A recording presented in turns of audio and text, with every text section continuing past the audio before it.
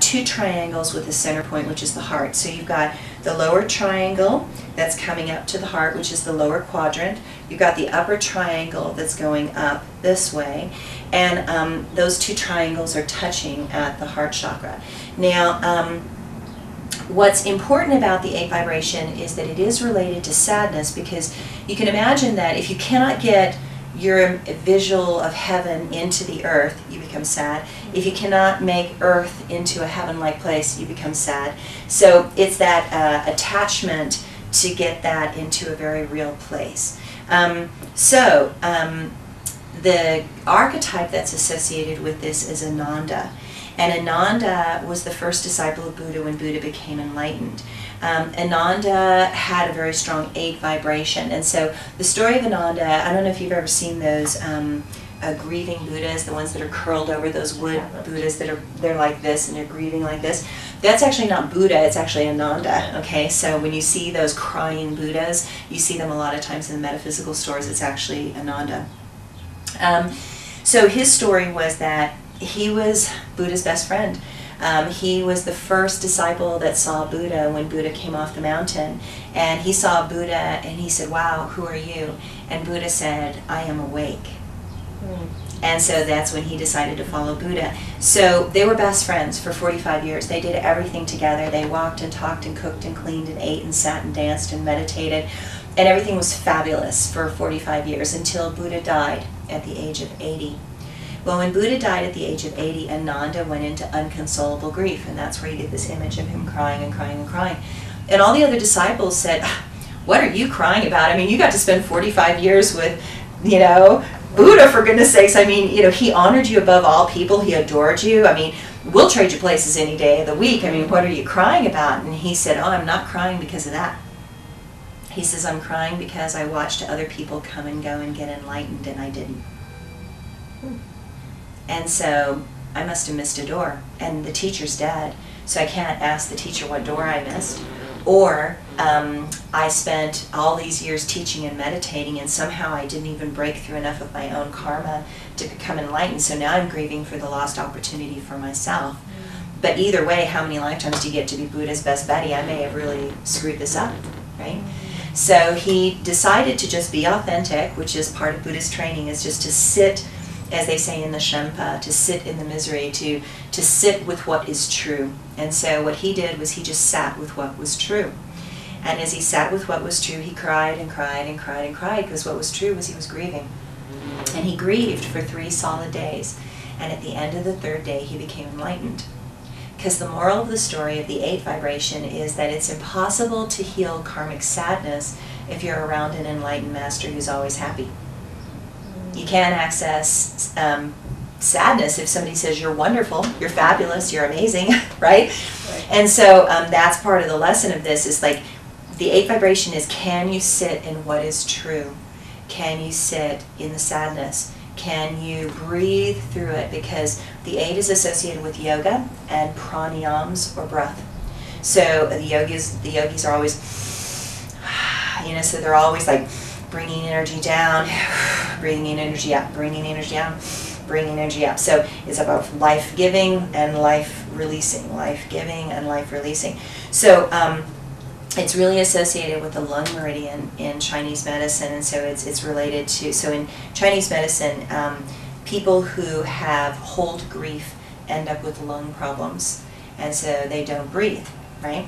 So as a result, it's like, the answer to the 8 vibration is exercise, huff and puff, breathe, do mantras, do yoga, anything that'll make you breathe and or cathart and or cry. But you don't have to cathart or cry if you just breathe. So if you just breathe and just go, okay, I'm sad today, okay, I'm just going to be with that, and just breathe with it, it will actually transform, it'll shift. But if you deny it and stuff it in a closet, and then the pile builds up and then it blows. Okay, so the 8 vibration is associated with Leos, because most Leos are born in the 8th month of August. So if you think of a Leo, the last thing a Leo wants to look is sad, mopey, grumpy, depressed, or down. They don't want to look sad. They're the kings. They're the queens, right? So they want to be giving, giving, giving, giving, giving. But what happens is they give, and everybody thinks they're so strong and capable that sometimes they don't get anything back.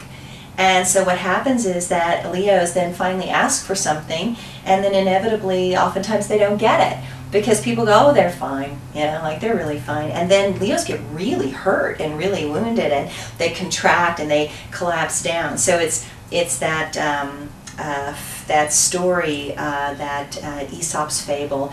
Sometimes the lion needs the mouse, so sometimes the strong need the meek. So it's the story of the lion, you know, that's asleep and the mouse is running on it, and the lion puts its paw on the mouse, and the mouse goes, "Sire, sire, don't eat me, don't eat me. I'm just this little mouse. I'm too small for you to really want to eat anyway, and one day I might be able to save you." Right? The lion's like, sure, fine, you know, lets the mouse go, and then the lion gets caught by a group of people that are going to take him to a king, and he's all tied up. And the mouse comes and chews through the ropes and frees the lion. So it's about where lions need to look at their weakness, and sometimes their strength is actually a weakness, and sometimes they need to look at what their weakness is in order to find their strength. Okay, so that's the 8 vibration. You need to have the balance between the above and below. Okay, so then we go to the 9 vibration, and the 9 vibration is about empathy. And the 9 vibration is about feminine, artistry, subtlety, creativity, colors, shapes, textures, nuances. So you want to think of the 9 as the Isis Nephthys energy. And the reason for it is that you've got the 9, but you turn a 9 upside down, it looks like a 6, okay? So now the 9 is Isis vibration, Nephthys vibration, which is the 2 sides of the feminine. So one is the fertile, beautiful Isis energy, and then one is that darker, you know, intense emotional energy. And so any woman knows that in your cycle every month you have those dark moments. So we have those dark moments that show up, right? So there's this big ricochet between the dark side of our feminine that is very demanding and aggressive, because in Jungian archetypes, the feminine is like a she-bear. Okay, so nobody wants to mess with the mama bear. You know, it's really a bad idea, right? So nothing's more ferocious than that feminine. The feminine is life force energy. It is all that passion and power and intensity and drama and danger too. So it's got that dark quality as well as that light quality. So, but with that full range also comes great intuition. So one of my favorite example stories that is kind of, if you know anything about Sumerian stories and Inanna, which was the goddess of Sumeria, and the Isis energy, they're kind of a similar dynamic. But I'm going to tell an Inanna story, so this is an Inanna story.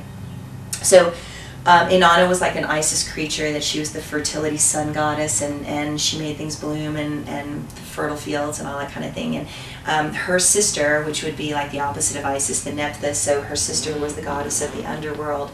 And Inanna had a beautiful lover that she was in love with, but her sister's lover left her. And so she knows that her sister is suffering. So she goes down to the underworld, and she's at the gate to the underworld, and there's 2 guardians at the gate. And they said to Inanna, "This is a really bad idea. You shouldn't go down. She's really mad, and she's not going to listen to you right now, and you're happy and she's not, and you're just going to put salt on the wound, and this is a really bad idea and dangerous, right? Because if you go down, you're going down into her world, and you're going to lose all your powers and all your skills, because you're no longer in your world, you're in her world, in her domain, and it's dangerous." And she says, "I've got to go, it's my sister. I've got to go help my sister." So they said, "Okay, just know you're going to be stripped of all your powers, right? And if you get in trouble, we'll come down and help you." So she takes a step down, and she loses her beautiful clothes. She takes another step down, and she loses her beauty, and she becomes this wrinkled old hag. She takes another step down, and she loses all of her powers. So she's basically down with her sister, butt naked, old, shriveled, ugly, you know, powerless in front of her sister. And her sister is completely mad, upset, yelling, screaming, you know, doesn't want to listen to anything Inanna has to say. So what happens is that, sure enough, the little guardians come down, and the guardians come down, and they sit on either side of the underworld goddess's shoulders, because what has happened is that the goddess of the underworld got so upset that she picked up Inanna and she put her on a meat hook to rot in hell forever. So these two little guardians sit on either side of the goddess's shoulders, and they say, you know, it's horrible what he did to you. We can't believe he left you. You're so amazing. You're so beautiful. And they basically commiserated with her till she calmed down. And then she calmed down enough that she said, you know, you guys have been so great. I'm going to give you anything you want. I'm going to give you a wish. And they said, we just wish that you would take Inanna off the meat hook. And so Inanna gets off the meat hook and she goes back up the stairs. And as she goes back up, she gets her power and her beauty and her clothes back. But she goes back up to heaven and she's never the same again. Because she now has experienced suffering, and so now she has a deeper compassion. So that story is the story of really the huge range of the feminine and the emotions that have to be experienced by the feminine. And also art that you have to experience in order to create art. So art without any depth is yucky. Art without any structure is not good.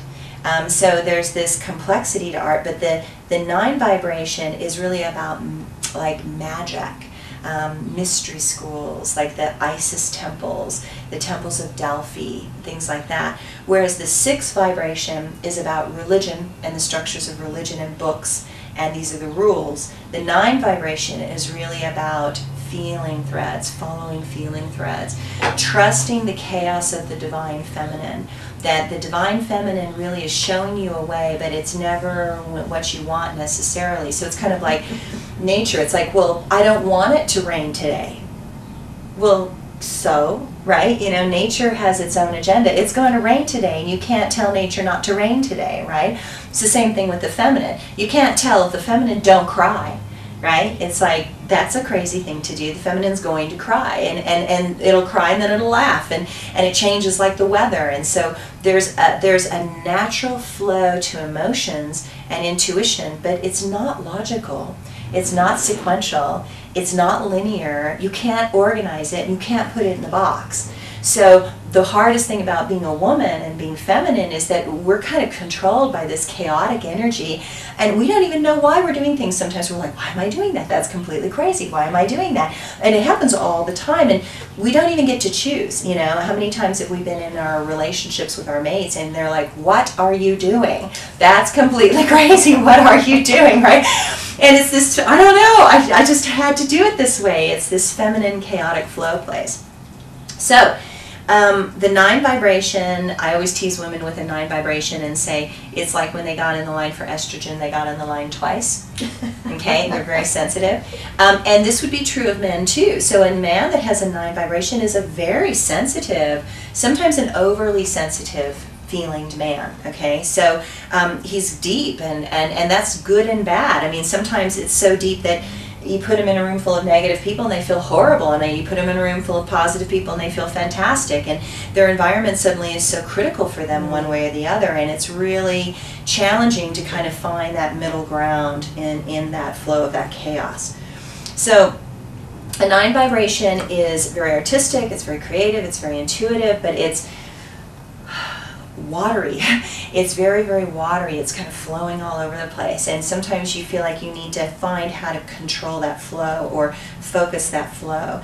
I know with myself as a psychic and as an intuitive that sometimes I sit there and I go, I get this, I'm flowing with one thing, and all of a sudden I'm flowing in a whole different direction, and I think, you know, I thought I was going this way, but I'm really going this way. And so that's that 9 vibration energy that's kind of taking over your life when that happens.